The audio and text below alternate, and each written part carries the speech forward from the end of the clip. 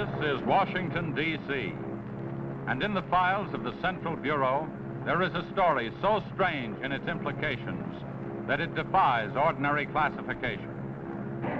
It is the story of a handful of people who, in the course of one desperate night, held back a wave of panic and pandemonium. It began after sundown, time 7:15, as Flight A Coast Patrol from Travis Field was returning to base, when the nightly Air Force transport pointed north toward Japan via the Great Circle route. While at sea, the Navy and Coast Guard maintained their usual round-the-clock vigil. And from the equator to the Arctic, the radar network swept the skies with eyes that never sleep. Time 7:19. An unidentified object was picked up 200 miles southwest of Point Barrow, Alaska. 7:27. Unidentified object confirmed at Fairbanks, Alaska. Heading south-southeast, 170 degrees. Height, 75,000 feet. Estimated speed, 5,000 miles per hour. White warning. 7:39.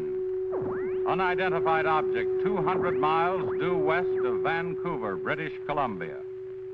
Course 170 degrees. Height 60,000 feet. Estimated speed down to 3,600 miles per hour. Yellow warning. 7:54. First interceptor flight airborne. Point of interception 80 miles due west of San Francisco, California. 7:55. Unidentified object past point of interception. Red warning. 8:11. Morro Bay, California. Height 50,000 feet. Estimated speed 2,000 miles per hour. 8:15. Santa Monica, California. Height 10,000 feet. Speed 1,200 miles per hour. 8:18. All traces of unidentified object gone. Red warning lifted. By 8:25 at the Los Angeles branch of the Communications Commission, reports of strong interference with radio and television reception began to pour in from the beach area. The monitors went to work immediately. Mobile units were ordered to converge on the vicinity of the disturbance. Pinpoint direction-finding devices began to trace the trouble to its source.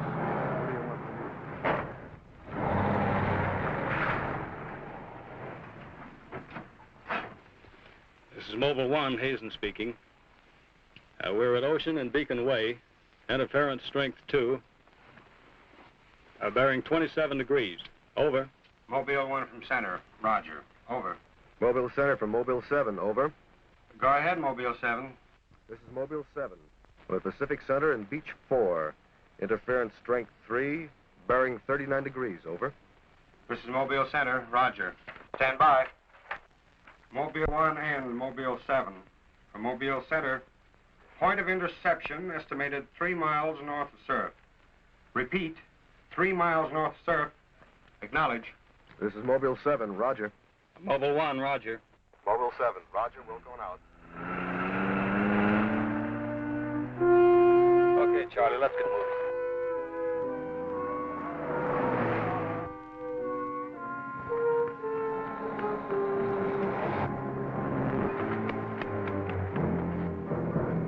Yes, what is it? Take me to a phone quick. I need an ambulance. What's the matter? My husband and Pete out there in the picnic grounds just above the beach. They've been hurt. Well, this is the communications car. I'll phone it in from here. I'm Mobile 1 to Central, over. Did you make that out, Charlie? Not a word. I'm Mobile 1 to Central. I can't reach you. Repeat. They must be getting us all right. I'm Mobile 1 to Central. Have an ambulance sent to beach at surf. Emergency. 2 men hurt. Acknowledge. Roger and out. I'm sure they'll be here soon now. Tell us what happened. Oh, this man, he just kept coming at us. It was awful. Who? I don't know. He was wearing a suit like a diver. Hurry, please. They're hurt.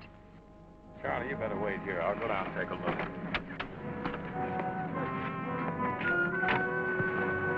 The young woman's hysteria became obvious as they reached the picnic grounds at the beach. There was no sign of the mysterious intruder, and little could be done for her husband and their friend until the ambulance arrived.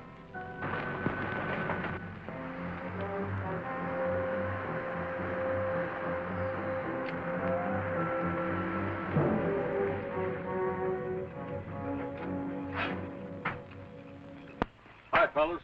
How are you doing? We're just taking another reading now. What happened down there? The police took the girl and one of the guys to the station. What about the other one? Well, he's on the way to the morgue. That was her husband.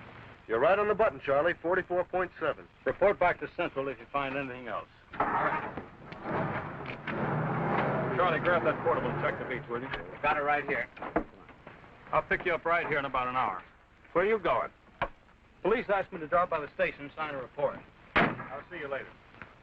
If you don't, you know where to look for the body.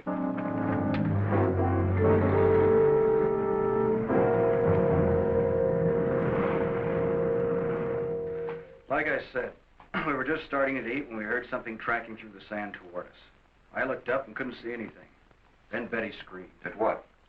I thought you couldn't see anything. At first we couldn't. Then this guy started toward us. What kind of a guy?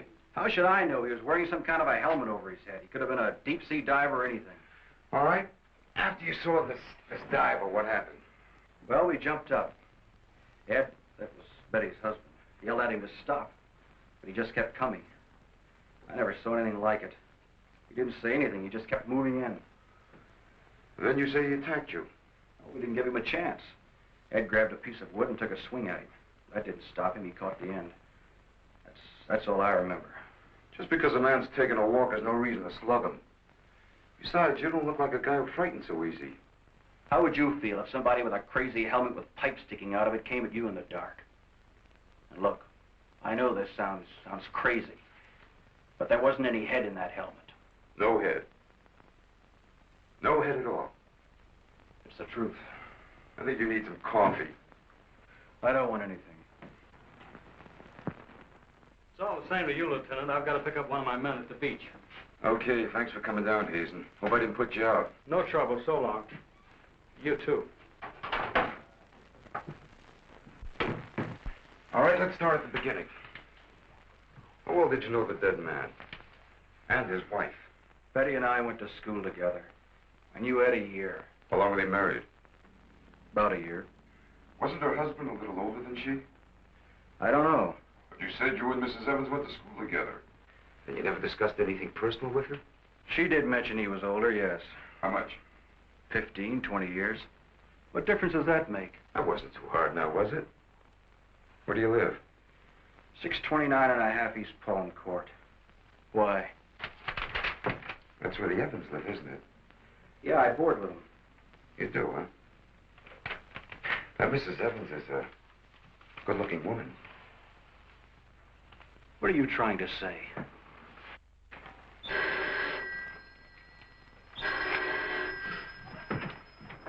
Lieutenant Bowers. Where?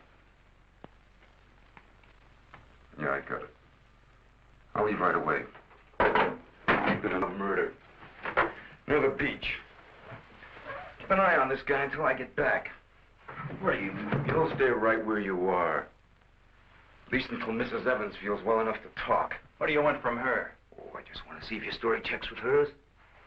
After all, you went to school together, remember?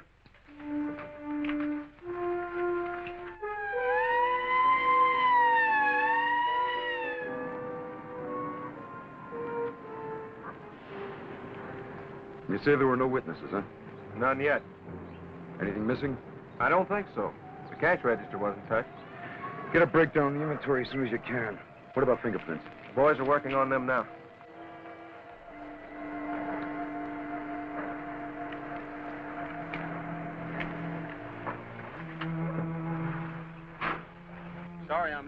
What kept you so long? The lieutenant asked me to hang around a while. Well, what's the score? Looks like one of those things. Pretty girl, older husband, young boarder. Kid claims some guy without a head knocked the old man off. You don't say. Anything else? Yeah, he had a diver's outfit with horns. No. He's going to have to do better than that. How are we doing? I took a reading about 10 minutes ago. The radiation is going out with the tide. What about the radio phone? It's working fine again. I just got a call from Central. They said Mobile 7 picked up some new trouble northeast of here. Here we go again. Hop in. So long.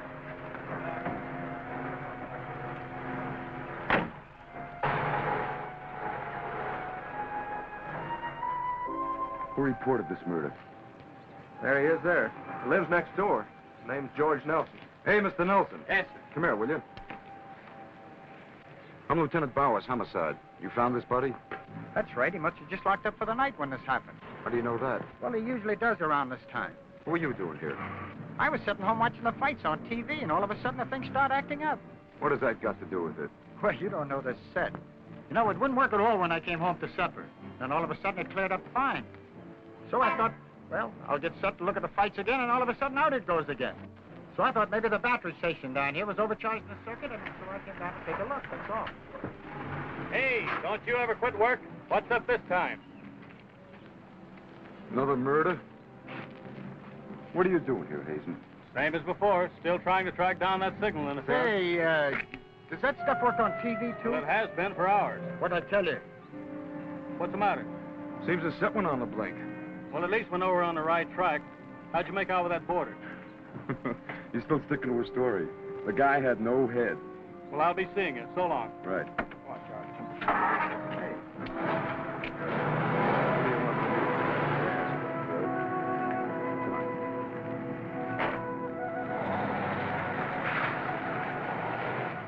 And so the communications team resumed its mission to track the mysterious interference to its source.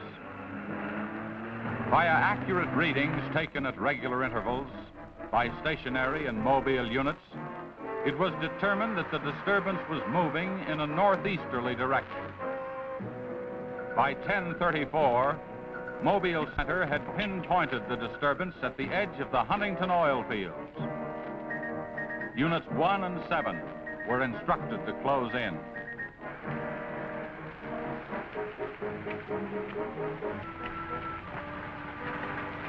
Hey, Charlie, do you see what I see? Yeah, the oil field. Let's hope our trouble's burning up. Well, there's only one way to find out.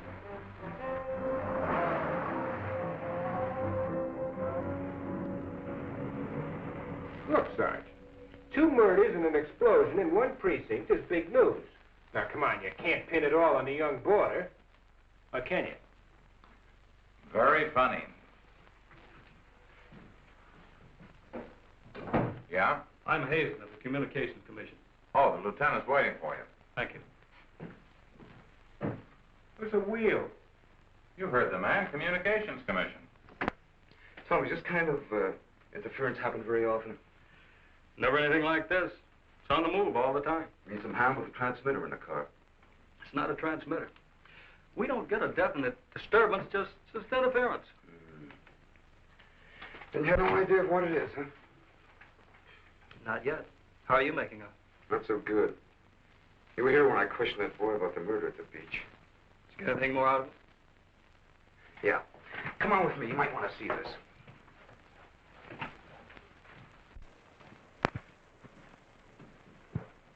Ah, I see you're just about done. Thanks, you can go now.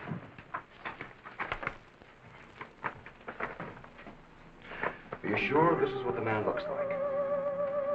What do you say, Betty? Well, just about, only I think the tubes were a little lower down. And you still insist there was no head inside the helmet? I'm positive there wasn't. What about you? Well, it was dark. I couldn't swear to it. Thanks, that'll be all. You mean we can go now? Yeah, for the time being. Just stick close to home. I may want to see you again tomorrow. We'll be there. Come on, Betty. Kind of changed your mind about those two, haven't you? Yeah, I guess I have. Hey, Lou, bring in the old man, will you? Don't tell me you believe this story about this This whatever it is. I know it sounds as phony as it ever did.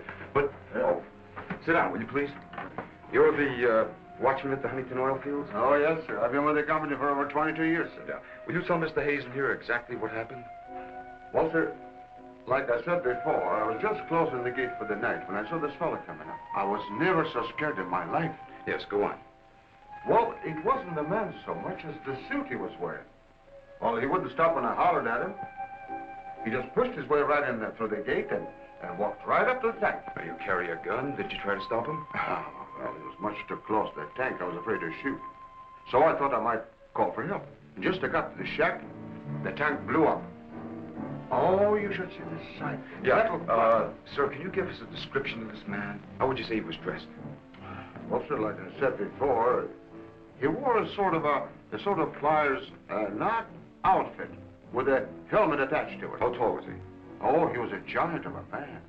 And he had tubes sticking out of that thing, that helmet he wore. Can you tell us what his face looked like? Huh. Well, sir, though he got pretty close to me, I could swear the man had no face. Now, if you saw this man again, would you recognize him? I mean by his outfit. Oh, I'll never forget that sight if I live to be 100, sir. Would you say this is the man? Wait, sure, that's him. Thank you very much. You may go now. All right, sir. Thank you. Well, Hazen, what do you say now? Beats me. The descriptions check all right. This could be some kind of flying suit. High-altitude equipment. Yeah, that's what I've been thinking. Well, how do you explain that stuff about the missing head? No, we can discount that. These people were frightened. It was night. Nobody really took a close look at it. I guess you're right. But whoever he is, that outfit doesn't look like one of ours. Of course, he could have been dropped by parachute. You mean sabotage? Worth checking. I think we better wire a report to Washington, see what they say. You can use our teletype. I'll tip off the LA police to be on the lookout for something unusual.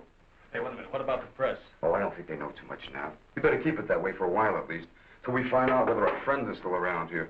Well, if he is, I think we can find him for you. My hunch is that he's carrying something around that's causing all this disturbance, whether he knows it or not.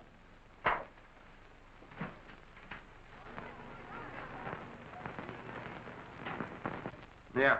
Kill that page one lead. They let the boarder and the girl go. Hmm? How do I know? Maybe the lieutenant thinks that the guy in a flying suit knocked off the husband. Mm-hmm. Nah. No, not a chance. Not a chance of an exclusive on that picture. They're making a blanket release in the morning. Hmm? Oh, there's a guy from the Communications Commission in there now. Yeah, I'll call you back later if there's anything new. Okay.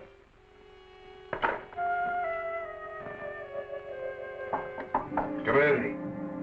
Sorry to interrupt you, Lieutenant. Yeah, what is it, Jim? There's a teletype cam for you. Oh, thanks, Jim. We're waiting for it. That was fast. Well, here's our answer. Looks like they never sleep in Washington. Says to contact a Major Andrews, care of Dr. Wyatt, director of the Griffith Institute. Hey, it's kind of late. Maybe I'll give him a call. While you're at it, I'll go out the car and check in with Central. Okay.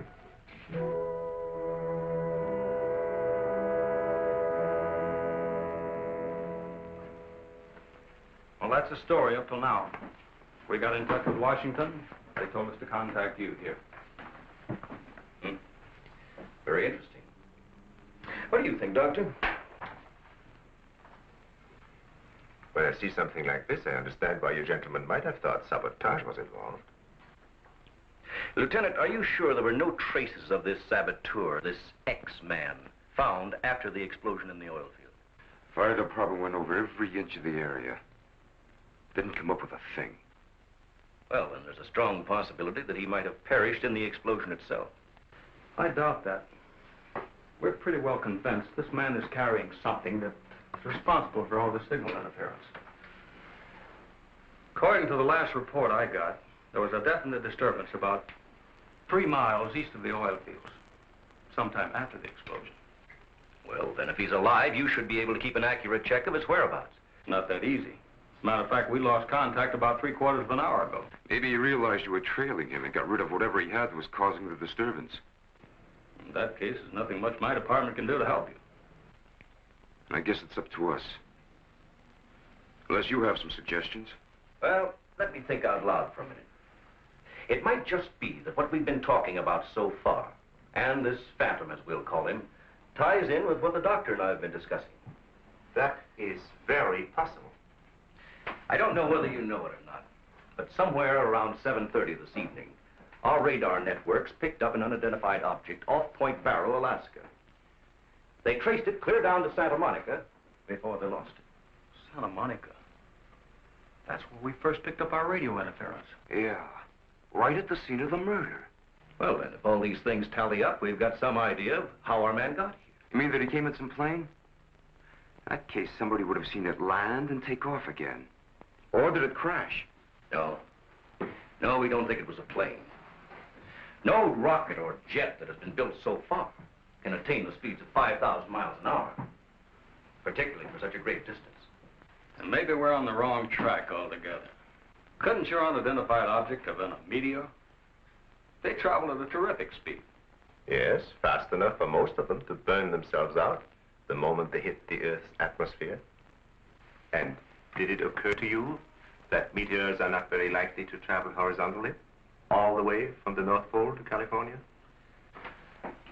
If it wasn't a meteor, or a flying missile of some type, how do you figure this phantom ties in? We're not sure that he does. I don't care what you say, but it doesn't make sense to me. Anybody trained in sabotage would stay undercover.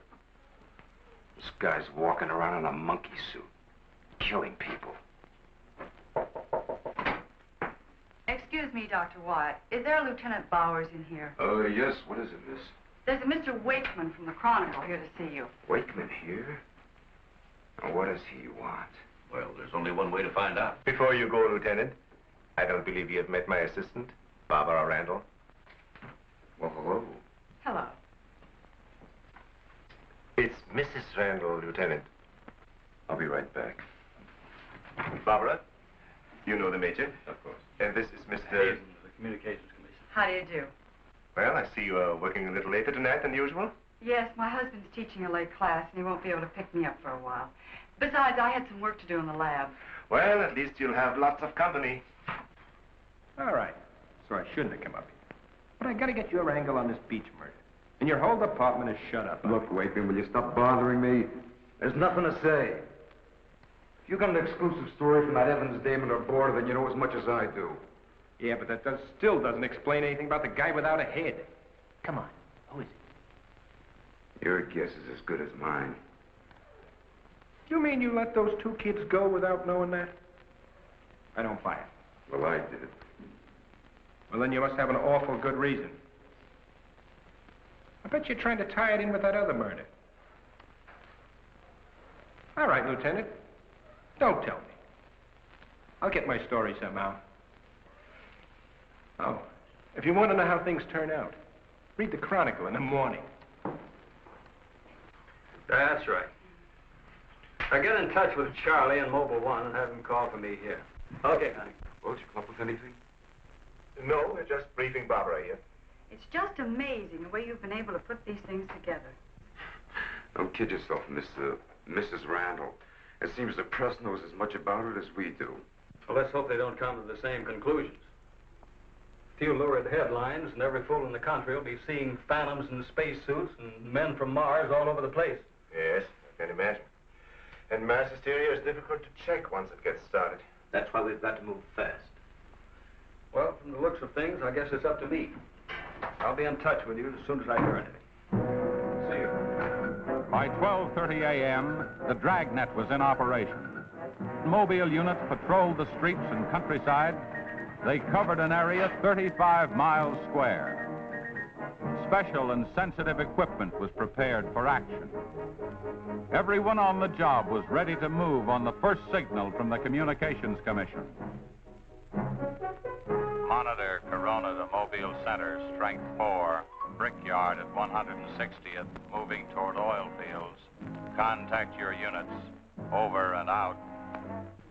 Units 1 and 7 from Mobile Center. Units 1 and 7 from Mobile Center. Strength 4, interference at 160th in the oil field.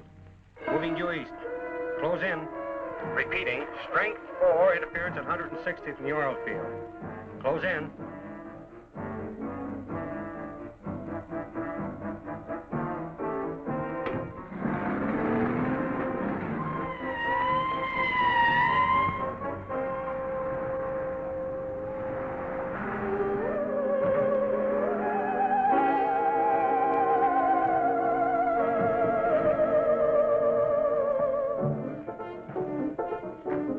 you here, Joe? Just got here, trying to set this up.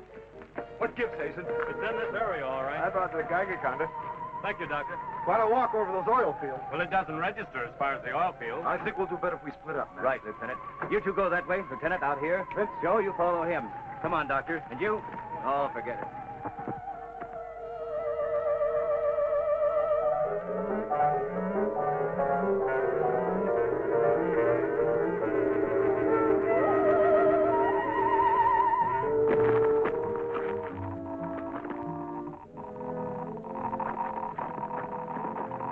Hey, look at this.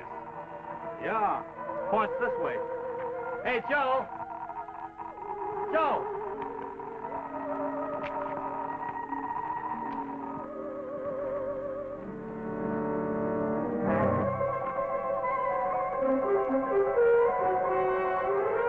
Hazen! Hey, Hazen! 603! Going strong. That's it, Doctor.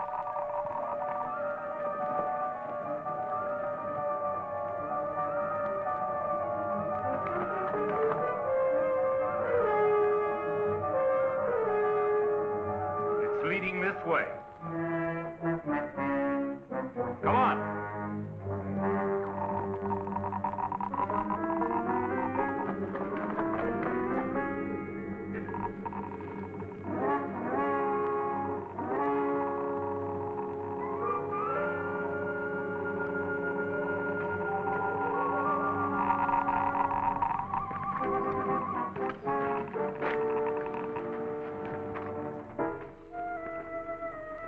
It's this way. Come on.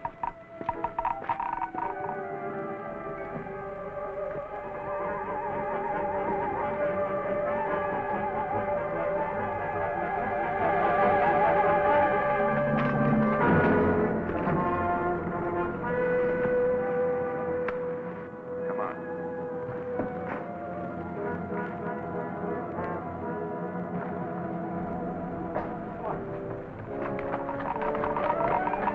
Going strong. Good. That's right. Checks with me. Sure does. He's here. We saw him. There he goes. Come on! Fred. Gotta be around here somewhere. Yeah, we gotta get on the roof. Vince, go get a ladder. Look out! Let's cut him off! Come on. Around here.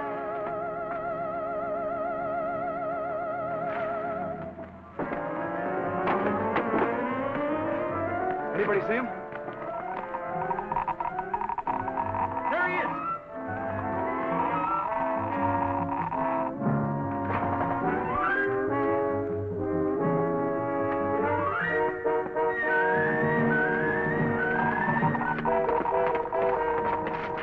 Got him now.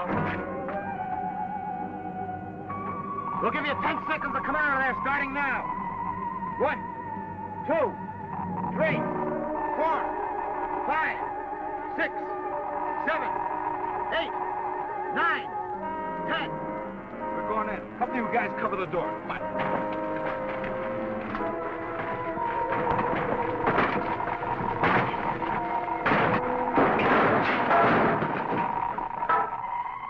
Why, there's nobody in here. Possible. We saw him come in. Maybe he went out of the window.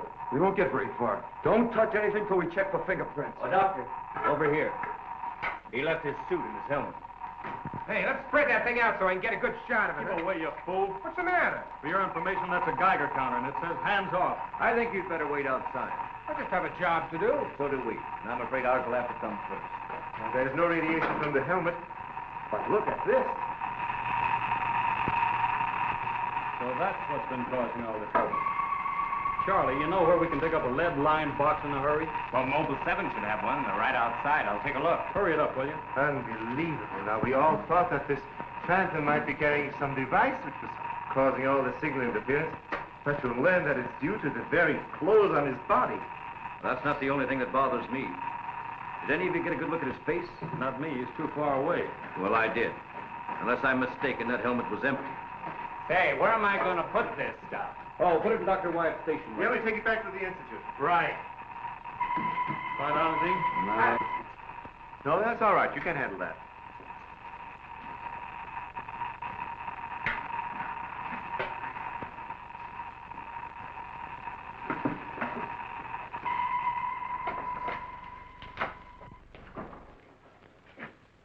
Any luck? Not a sign of him. Boys are still searching the grounds. For what? Nobody knows what he looks like without that outfit. I'll bet on that, Major. Reporter got a flash picture of him, and I just happened to borrow that film. It's on its way to headquarters right now to be developed. Good. Send us a print as soon as you can. Sure. Lieutenant, are you sure you don't want to come with us? We want to make a few tests at the lab. I'd like to, Doctor. But you know the situation. I gotta get that guy. Let me know how you make out, will you? Yeah, we'll do that, sure.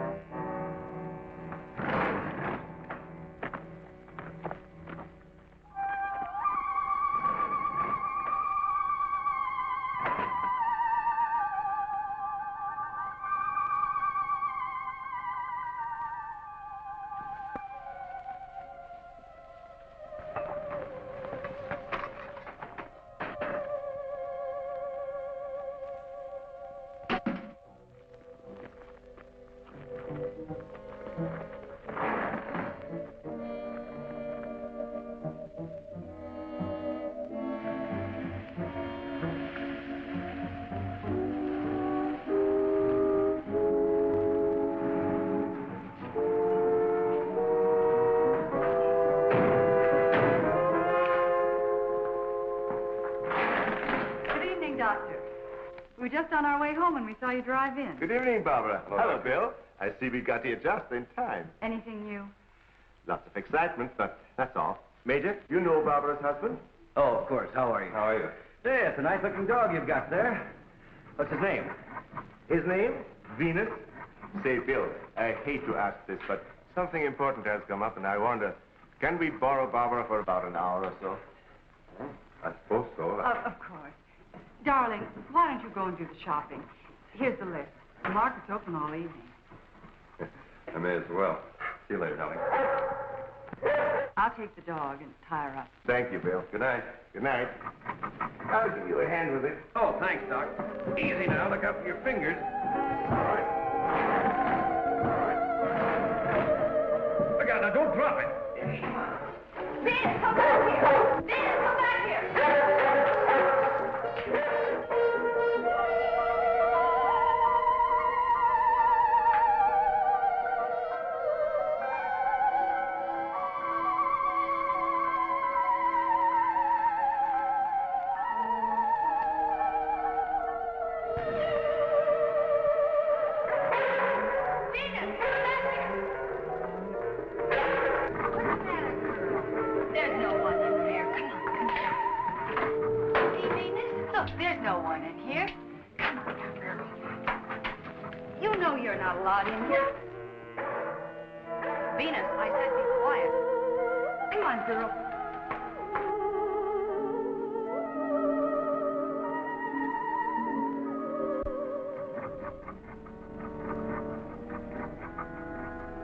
Now, you stay right here, Venus, and I don't want to hear one sound of it.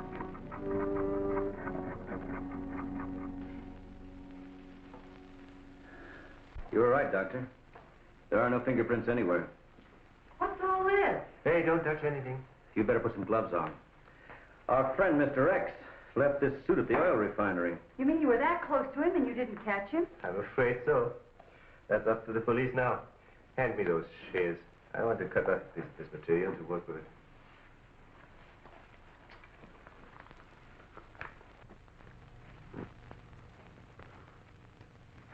Say, you better have those sharpened. But I just bought them. All right. Here, try this knife.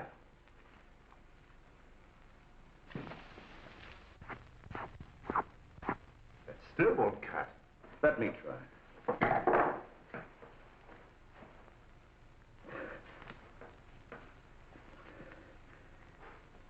This stuff is tougher than nylon. Why don't I try it over a Bunsen burner?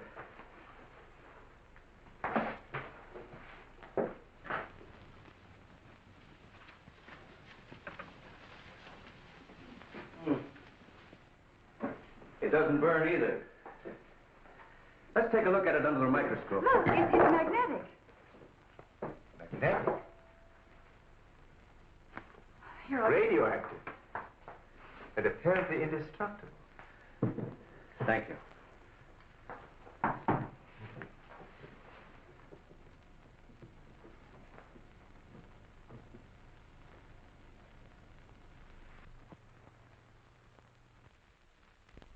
What's the matter? You tell me. Take a look at that weave.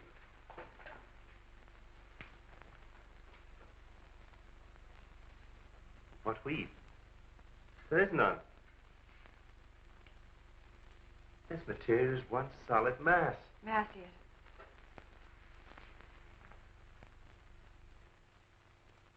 Why, you're right. It must be some sort of plastic. No.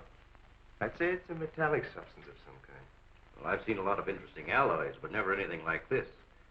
Let's try an acid test. All right. Go ahead. Careful now. We'll only take a drop or two. It repels acid like a raincoat repels water. Why, there's no reaction. Well, Major, this looks as though we were going to be here for a long time.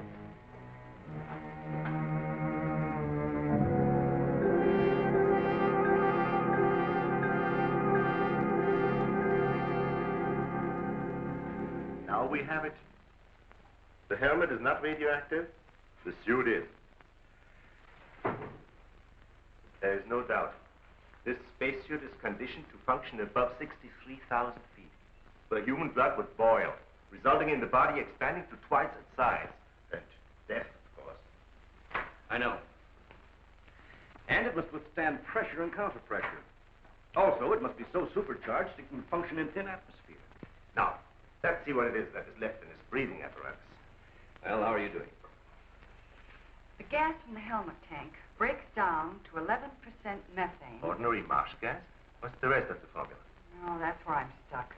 I can't figure it out. It just doesn't respond to any of the usual tests. Well, how could anyone exist on that combination of gases? You and I couldn't. But apparently someone can.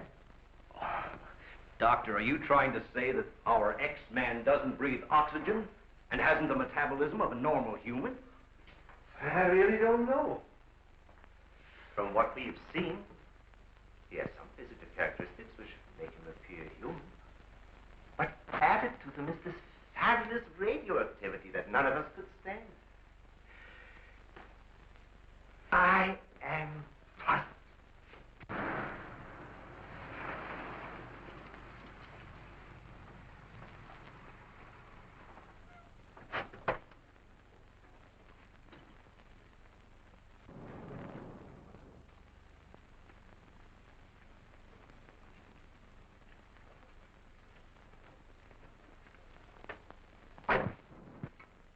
I think the answer lies right here in this helmet.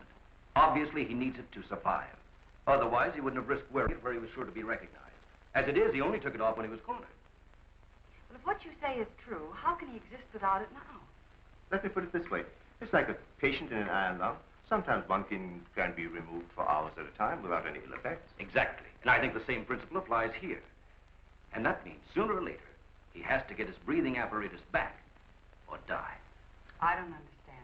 Well, I've got an idea. If we were to return this whole outfit to where he left it, he might be tempted to come back for it. Dr. Wyatt speaking? Yes, he's here. No, thank you. Hello, Major. Still at it, huh? Mm-hmm. No, we haven't got a thing, no. The picture? Yeah, hold on. He says the picture the reporter took of our man didn't come out. I was afraid of something like that. The radioactivity must have burned the emulsion. Hello. No. No, we didn't find any fingerprints at all in his clothes. Did you find any? Oh, too bad. Hello? Will you wait there, please? We don't know what to make of this either. Have you heard from the communication boys yet? Well, let's hope they turn up with something. Major, excuse me. Hold on a second. Yes? It's Mr. Wakeman of the Chronicle. He insists upon seeing you.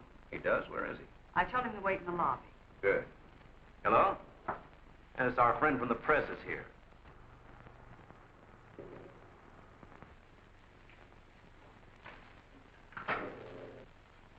Don't worry, I wouldn't dare let anyone in on anything. At least not till we get something concrete. Right. All right, I'll see you later. Well, I guess I'd better see this newspaper man. Want to come along, Doctor? I think I will.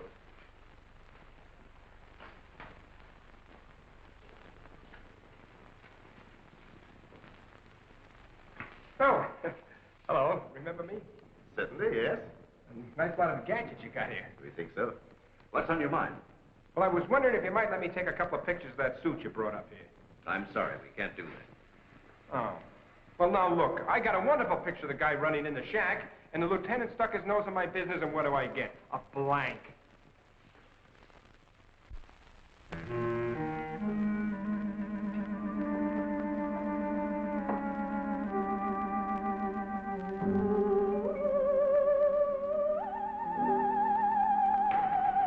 Is that you, Doctor?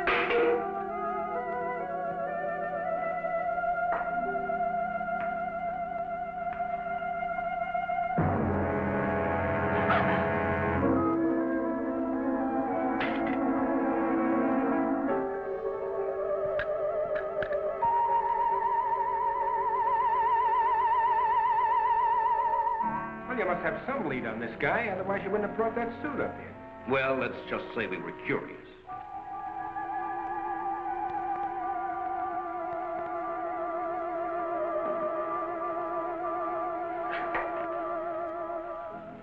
Hello, Bill.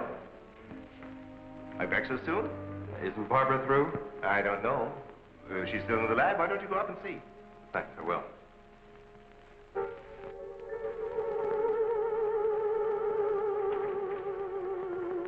Barbara? Barbara, are you in there? Bill, listen to me. I'm not alone. Someone is in here with me. I can't see him. He locked the door and has the key. I'll break the door down. No, Bill, don't, please. You better get help. You mean I've come all the way up here for nothing? I'm afraid so. Good night. Yes. Good night, Mr. Wakeman. Good night.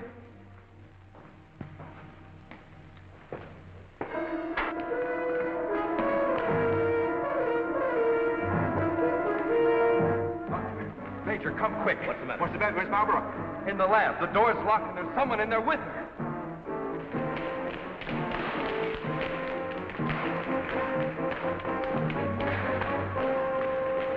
I thought you said the door was locked. It was.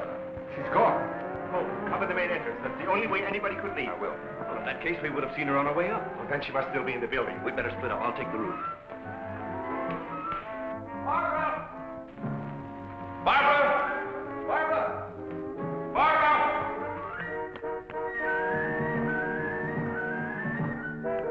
Barbara! Barbara! Where are you? Barbara!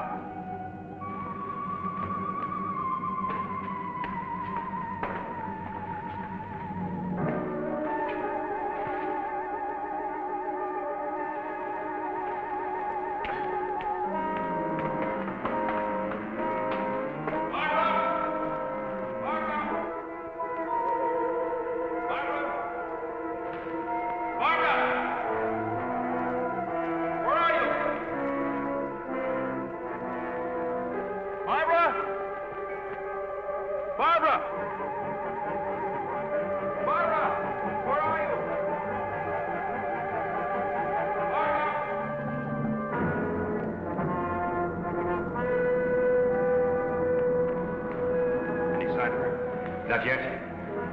She must be around here someplace. Now, you stay here. Watch the main entrance. And I'll check the basement. All right.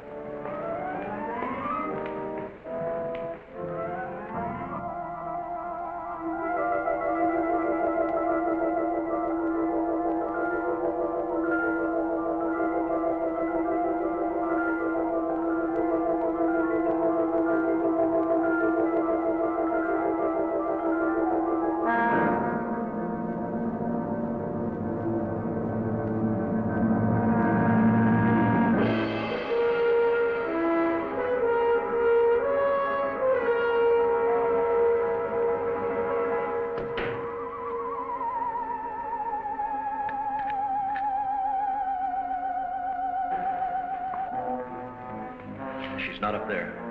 Where's the doctor? He went down to the basement. Here he comes. You didn't find her? No. I'd better call the police. But there's no telling what could happen to her in the meantime. Now, take it easy. We're doing the best we can. But she said she was locked in, and she couldn't see who did it. Can you explain that? No. Not yet.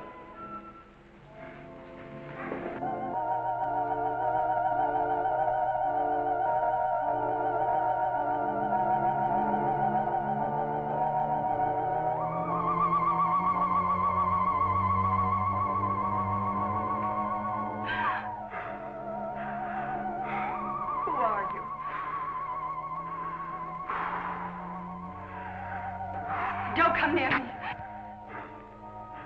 I'm warning you, don't come near me.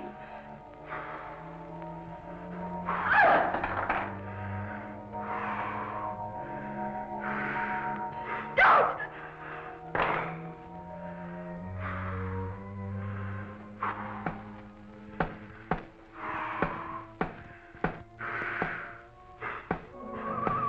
The code. I don't understand. You're trying to tell me you need it to breathe, and there isn't much left in the tank. 1, 1, 2, 1, 1, 2, 3.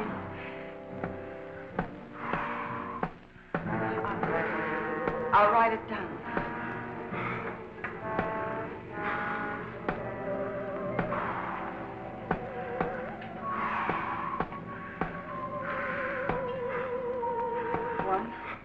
One, two, 1, 1, 2, 3.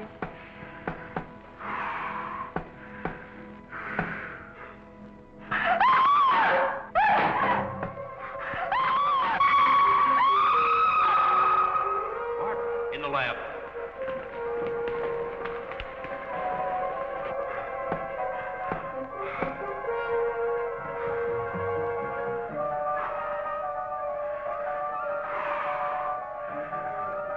No, please, don't. She's in there. Barbara! I can see his head from the ultraviolet lens. I'm sure it's open. Darling, are you all right? I think so. I'm looking for him. I just saw him, so he must be in here.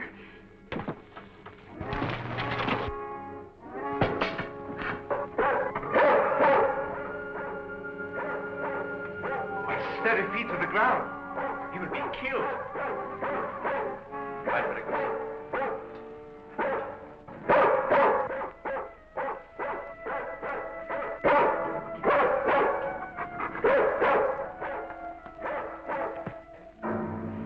It was frightening. I couldn't see him. I didn't know what to do. Come here. Quick. He's disintegrating. This is amazing.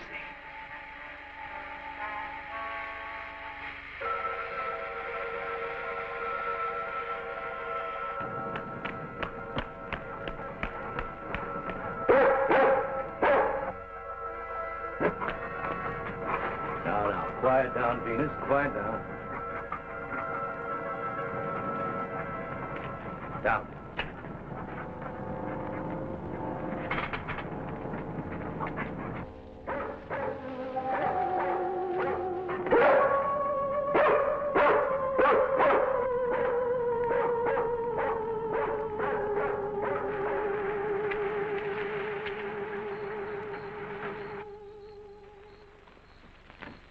Mobile Center from Mobile 1, come in, please.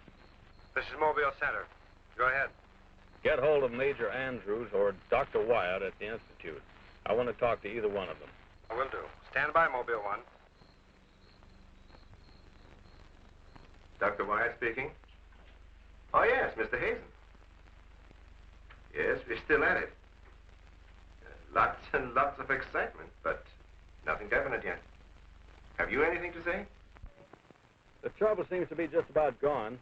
We get a flash in the direction of the observatory once in a while, but I figure that's because of the outfit you're testing. Yes. Lieutenant Bowers ought to be here any minute. Of course. How long will it take you to get up here? Good. See you then.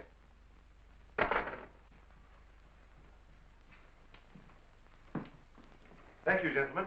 Put it down here, please. Barbara, bring that cord in over there. Now you're going to see... I have to resort to ultraviolet light in order to show you what little there is left of the spacesuit.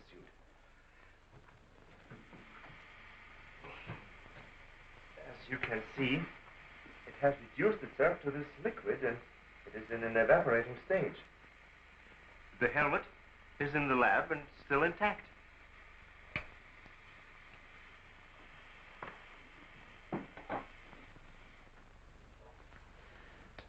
This is amazing.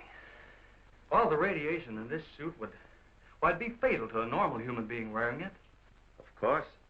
And furthermore, our respiratory system could never simulate gases such as we have found in that breathing device. Well, then we have to assume our so-called X-Man carried his own atmosphere with him. Excuse me, but as a matter of curiosity, why do we refer to this thing as a him? I thought it was invisible. Under normal conditions, yes. Yet, Mrs. Randall did see the imprint of a large foot and a masculine hand under ultraviolet light. How do you explain that? I don't know, but the human body is composed of various elements with a carbon base. Like coal? Yes. Now, suppose we maintain the same chemical composition in the body of the X-Man, but substitute silica for carbon. Silica, that's glass. Exactly. Now, it is possible that the body with such a base, if it were subjected to an atmosphere foreign to its origin, might appear invisible to our eyes. Are you trying to say, Doctor, that we're not dealing with a human being? I didn't say that. On the contrary, all the evidence points in the opposite direction. Toward a superhuman with an intelligence far superior to our own. How can you tell? First of all, Mrs. Randall saw that he has a hand with digits like our own fingers and a thumb opposing. That alone is a sign of intelligence. And he comes from a civilization that has developed adequate space transportation to enable him to travel to Earth. We have nothing yet that can reach even another planet in our own solar system. That could account for the unidentified objects picked up by radar a few hours ago. My theory is that the spaceship, or whatever it was that he came in, operated on the principle of magnetic rather than atomic propulsion, and that somewhere in the outer limits met with a condition where the Earth's gravity pulled it down and it fell into the ocean, and that he managed to save his life and reach shore. You really can pick up any type of communications interference, no matter how weak the signal may be. Sure thing. We were on his trail from the minute he left the beach. I never knew you carried such sensitive instruments in your car.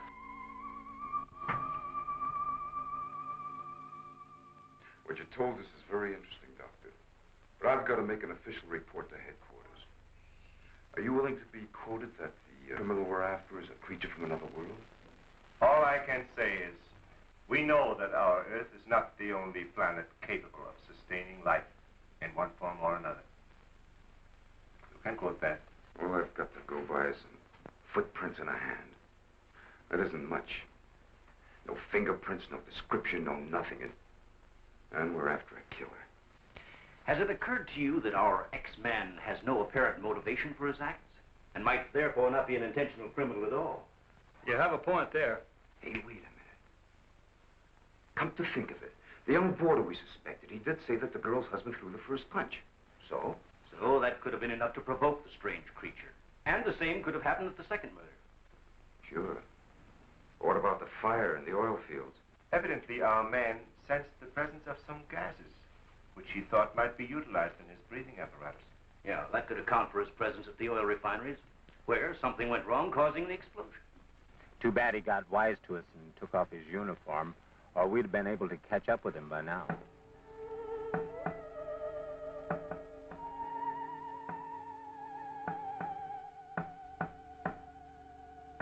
No, he didn't utter a word.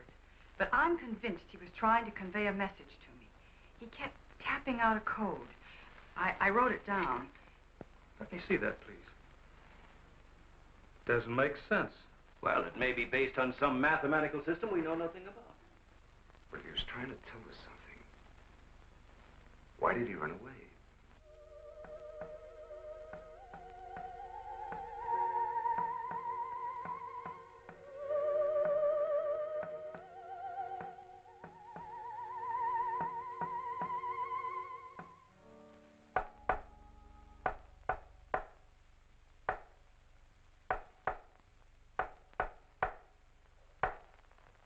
What do you think of that? Hell, Hazen must be crazy sending out stuff like that. I guess so. Why don't you try and get a hold of him? Yeah. Mobile 1 from Mobile Center. Come in, please. Mobile 1 from Mobile Center. Come in, please. Mobile 1 from Mobile Center. Come in, please. Hey, that's Central calling.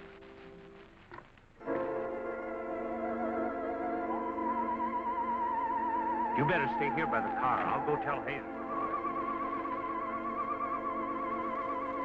Yes, Colonel Powell. Of course, I'll mail you a complete report first thing in the morning. Yes, sir, thank you. Oh, and I'm awfully sorry to disturb you so late at night. Right, good night, sir. He's around here, this invisible guy. He was in the car. How do you know? I was talking to Randall outside when I heard Central calling. Before I could get over to answer, I saw the door open and shut by itself. He's desperate. For all we know, he could be trying to send a distress signal to his home base, wherever that is. Well, let's hope he doesn't get through.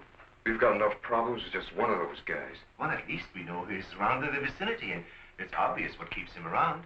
Of course. He's got to come back for what little gas there is left in his helmet. And when he does...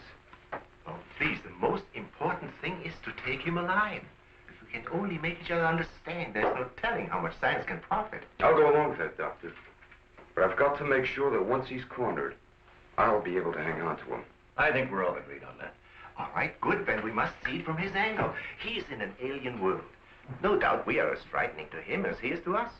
Now, the most important thing, then, is to keep calm at all costs and do nothing to provoke him. Immediately, a simple plan to trap the Phantom went into operation. All obstacles to his entry were removed. To erase any possible suspicion, the doors were left unguarded, and inconspicuous electric eye equipment was set up. All this was connected to a makeshift control board, which would immediately signal the exact location of the trespasser. Now, there was nothing to do but wait. The one road leading to the Institute was blocked off to make certain no outsider would upset the plans or interfere in any way. What's the big idea? Sorry, nobody's allowed through here. Who said so? Lieutenant Bauer's orders. Oh, is he up there? He might be. Well, you get word to him that Joe Wakeman of the Chronicle is here. Sorry, Bud, I can't leave. Oh, what about them over there? Hey, you over there. Me? Yeah. Aren't you the guy from the communications outfit? Didn't I see you down at the oil fields a couple hours ago? What of it? You got anything to do with this? Well, you'll have to ask Lieutenant Bowers about that. How can I if he won't see me? That's a good question.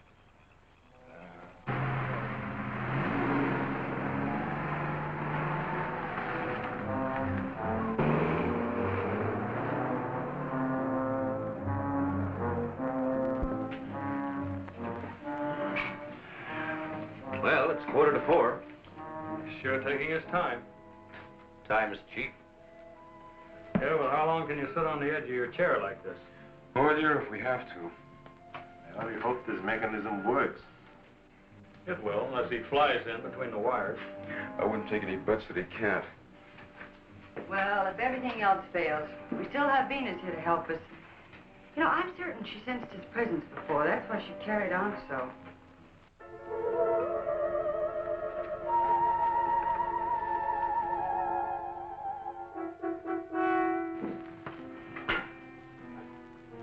What's the matter, Lieutenant? Is this thing getting you?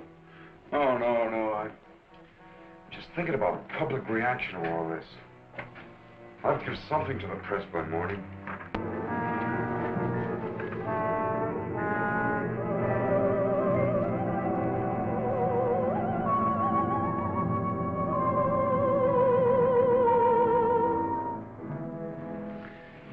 Ever since I was a kid, I wanted to be a pilot. Then after I got my wings and had had 75 missions, I thought I'd seen everything. Now, after all this, I know I haven't seen anything. He's here. The back entrance. Let's head him off. Remember, now, take it easy. Don't crash.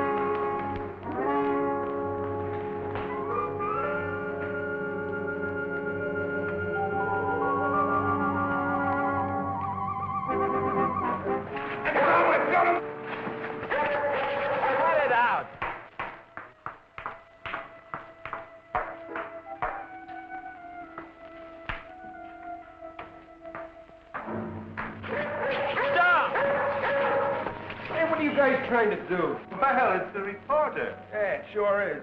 What's going on around here? You guys crazy?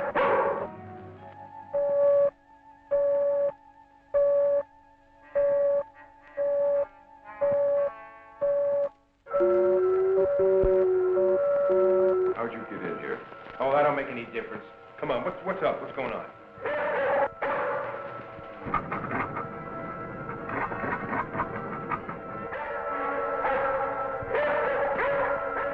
All right, Lieutenant, you better tell him. I'll reset the wires.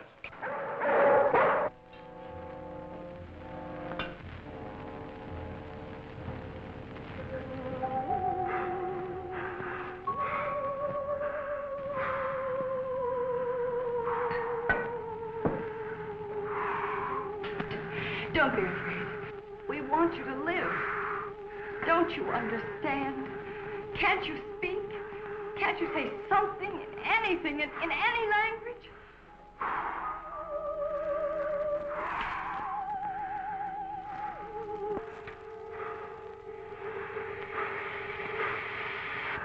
Listen, everybody. He's in the lab with me now. He's in the lab with me now. Venus, be quiet. The door is unlocked. Hurry, he's having trouble breathing. I don't think he can last much longer. And please, don't let Venus get at him. And walk in quietly. Quiet, Venus.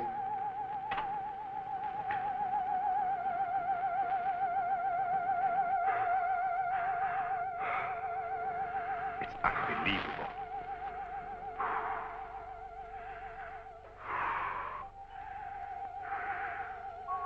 You see, there's nothing to be afraid of.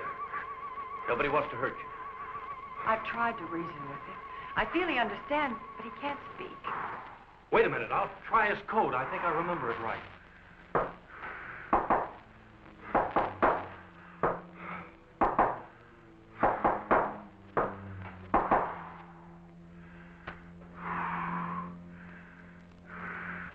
Better plug in the ultraviolet light.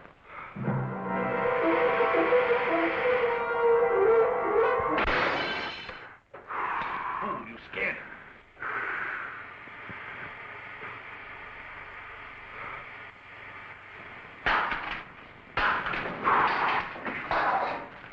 Look, there goes Venus.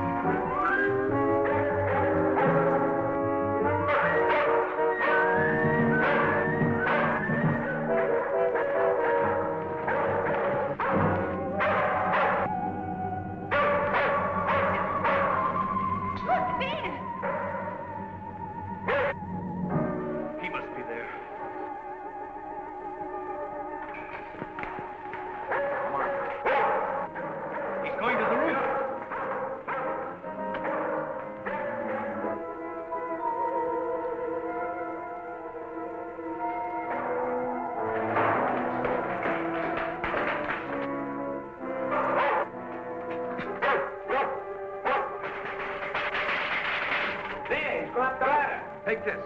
I'm going after you.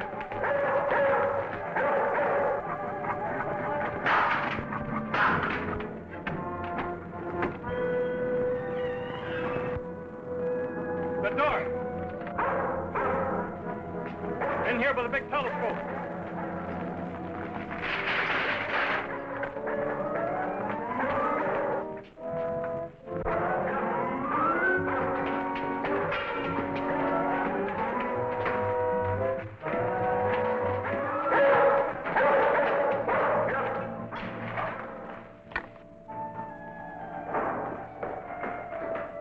Close the dome.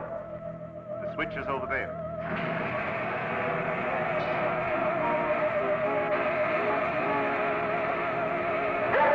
Smoke senses something. Quiet, Venus. Well, if he's in here, he'll never get out now. Dome is closed. This is what I've been waiting for. Please, Lieutenant. This is our last chance. We have to take him alive. Plug in the lamps. There's an outlet here.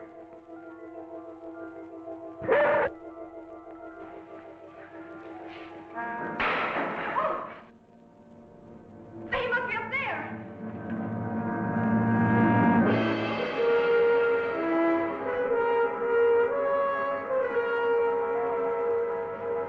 His whole body's aglow. If I hadn't seen this with my own eyes. What do we do now? Stand back.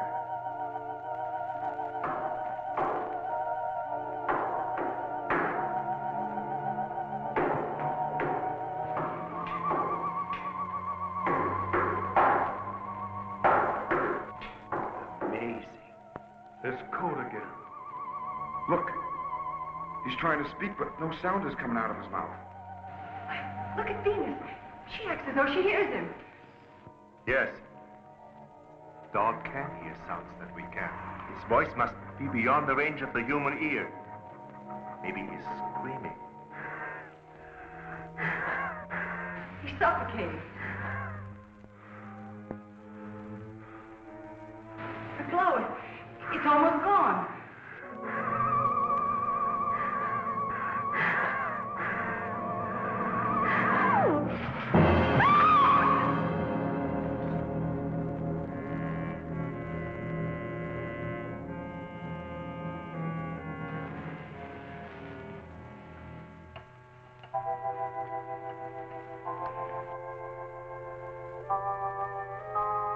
We won't need these lights anymore. In death, he has become visible as a normal body.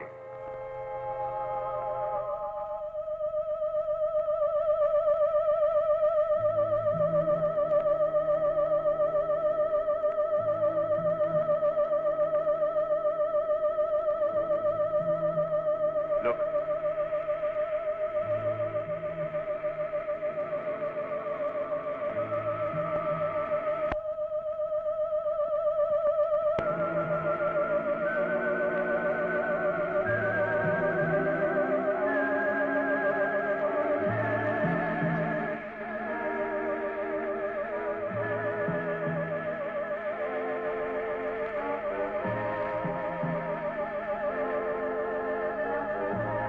He is evaporating.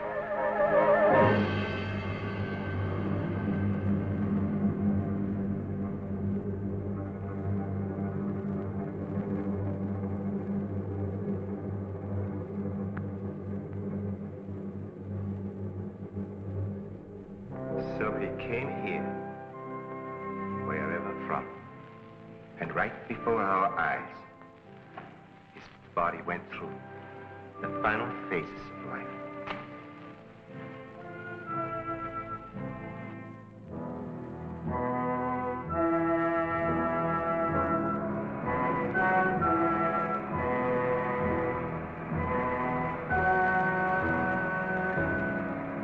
Well, it's morning.